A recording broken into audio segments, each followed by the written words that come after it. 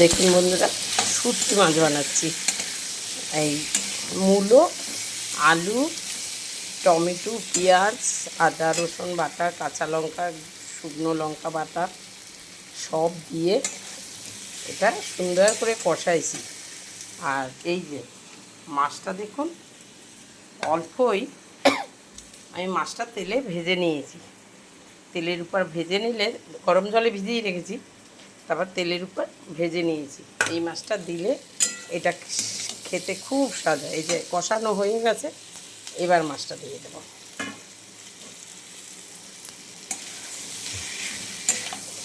এই যে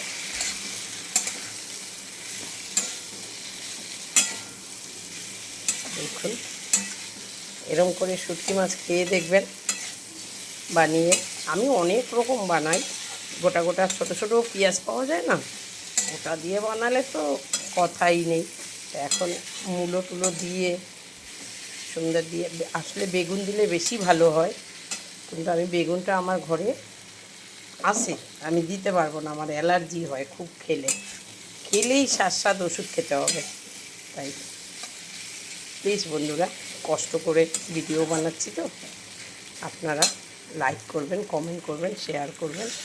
অল্প জল দেবো আমি, এই যেটুকু জল দেবো, ঝোল থাকবে না, এটা কেউ ঝোল করে না। যেহেতু একটা মাছটা ভেজে নিয়েছি, ওকে সেদ্ধ হতে হবে, তাই